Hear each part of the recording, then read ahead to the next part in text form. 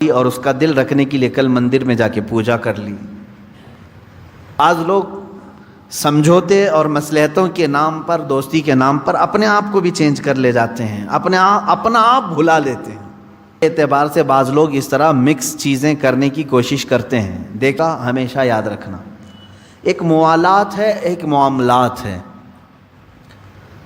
مثال کے طور پر میرے آپ سے موالات یعنی محبت ہے، قلبی تعلق ہے، اس لیے کہ میں جس نبی کا کلمہ پڑھتا ہوں آپ بھی اسی نبی کا کلمہ پڑھتے ہیں، میرے لیے عزیز بھائیوں کی طرح ہیں۔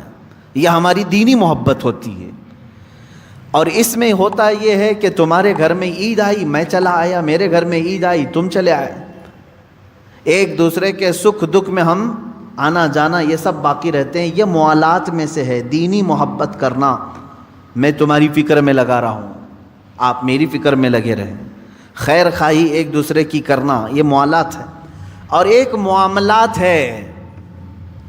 معاملات میں ہوتا یہ ہے کہ میاں لین دین ہے ہمارا آپ کا، بس یہیں تک قائم رہے گا۔ آپ سے مجھے سامان خریدنا ہے، مجھے پیسے دینا ہے آپ کو، آپ نے سامان مجھے بیچا، میں نے آپ کو پیسے دے دیے۔ یہ معاملات، یہ تو پوری دنیا کے ہر طبقے کے ساتھ جائز ہے۔ آپ سب کے ساتھ معاملات کر سکتے ہیں۔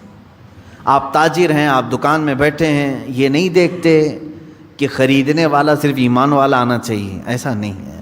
اسلام نے کلی طور پر اس میں اجازت دی کہ معاملات میں آپ سارے لوگوں کے ساتھ رہیں۔ موالات جو ہے وہ ہر قوم اپنے اپنی کچھ نہ کچھ اسپیشلٹی رکھتی ہے، خصوصیات رکھتی ہے۔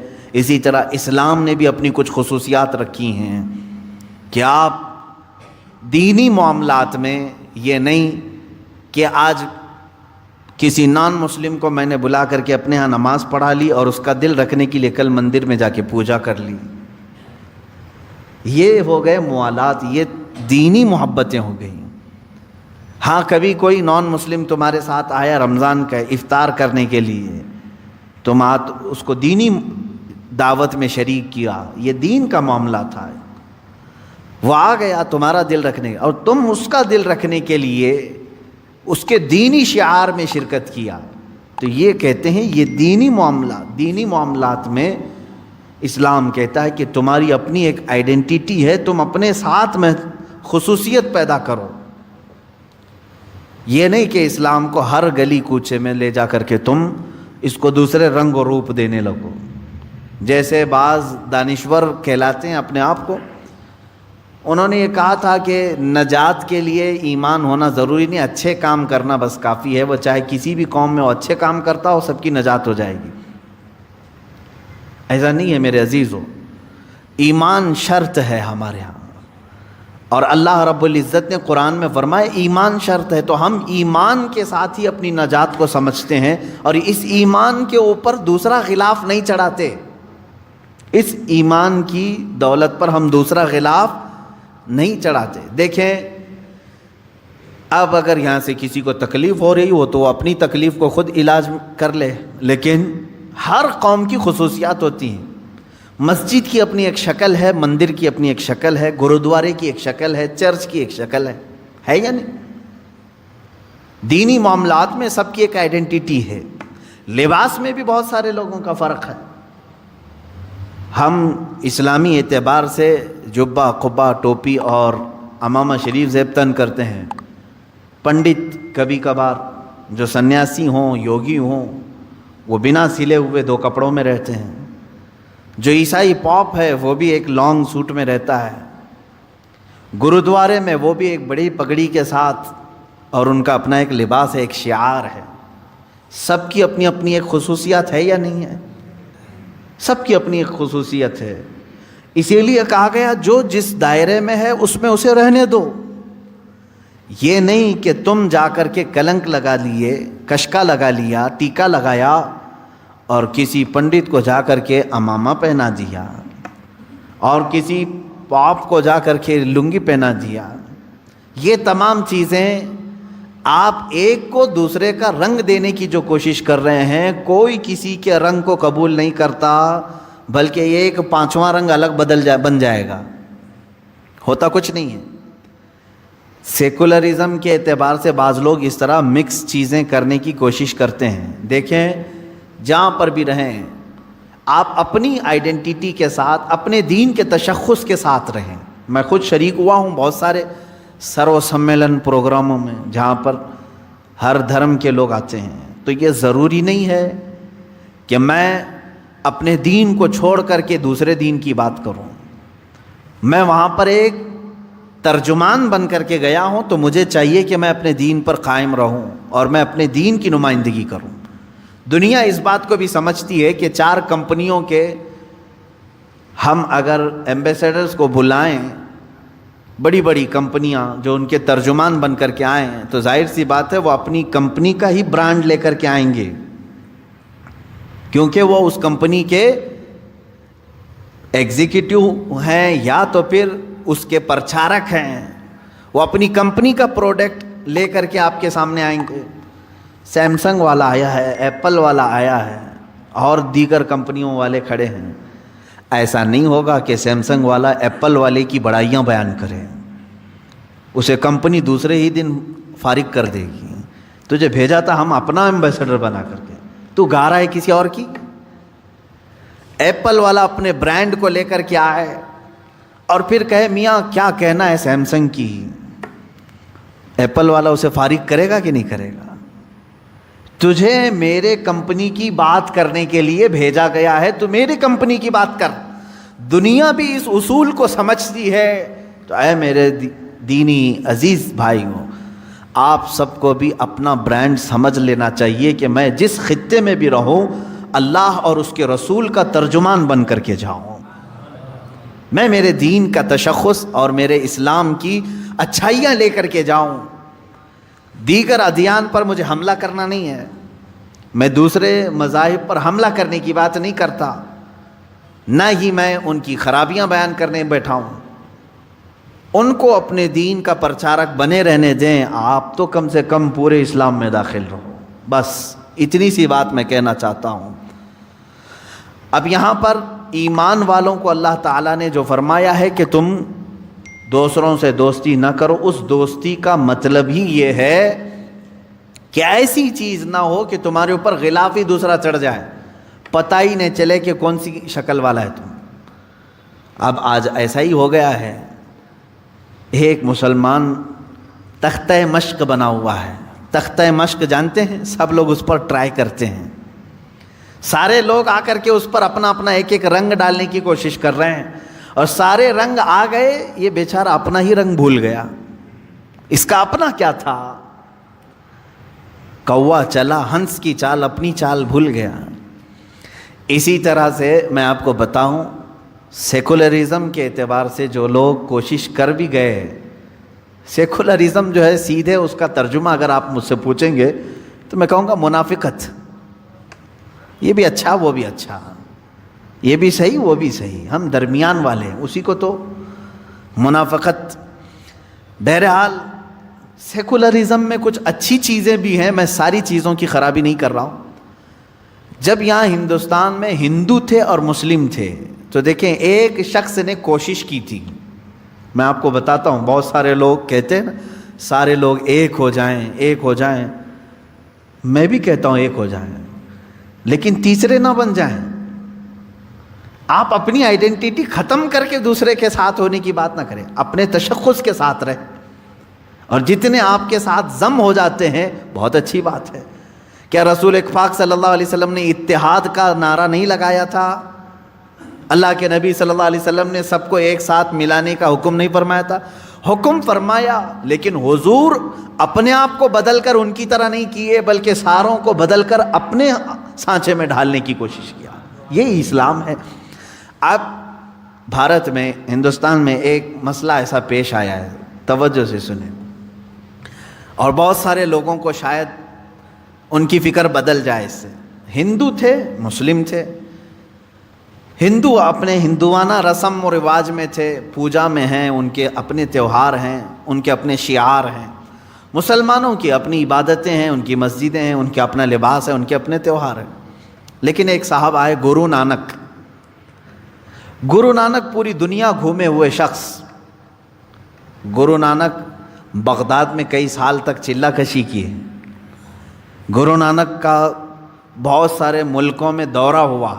ساری چیزوں کو دیکھ کر کے گرو نانک ایک سیکولر شخص تھا, ایک سیکولر آدمی, یعنی ابھی تک کسی دھرم میں کسی دین میں داخل نہیں. اسلام کو بھی خوب پڑھا گرو نانک نے, حضور پاک صلی اللہ تعالیٰ علیہ وسلم کی حدیثیں بھی پڑھی, سنتیں بھی پڑھی, امپریس بھی ہوئے.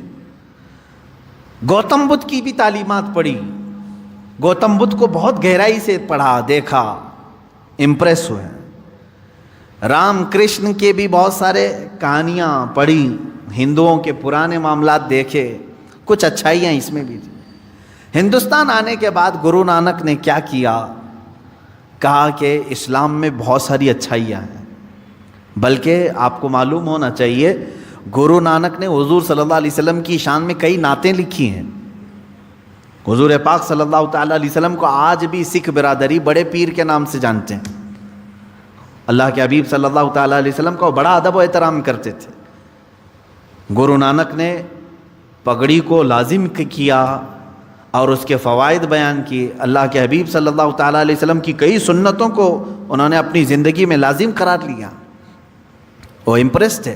خیر ہوا کیا, ایک سوچ یہ لے کر کے آئے سارے دینوں کو ایک ہونا چاہیے, سارے لوگوں کو ایک ہو جانا چاہیے, ہندوؤں کو بھی, مسلمانوں کو بھی, بدھوں کو بھی, بدھسٹ جو ہیں ان سب کو ملا دینا چاہیے. تو انہوں نے دعوت دینا شروع کیا. ایک کام کرتے ہیں, اسلام کی کچھ اچھائیاں بھی ہم لے لیتے ہیں, ہندوؤں کی بھی چیزیں باقی رکھتے ہیں, بدھزم کی بھی کچھ چیزیں ہیں, بدھ مت کی بھی کچھ چیزیں باقی رکھتے ہیں, یہ سب ملا کر کے سارے لوگوں کو ایک کرتے ہیں. سوچا تو ٹھیک تھا اتحاد کے لیے, اس سوچ پر کام شروع کیا, لوگوں کو بلایا اور ایک لا ترتیب دیا. یہ اسلامی چیزیں, ہندو مت کی چیزیں, بدھ مت کی چیزیں سب جمع کیا. کچھ فالوور تو بن گئے, لیکن میرے عزیزو فرق کیا پڑا, ہندو ہندو ہی رہے, مسلمان مسلمان ہی رہے, تیسرے ایک اور برادری پیدا ہو گئی, ایک اور دین جنم لے لیا. کون سا؟ سکھ. انہوں نے کام کس لیے کیا تھا؟ سب کو متحد کرنے کے لیے.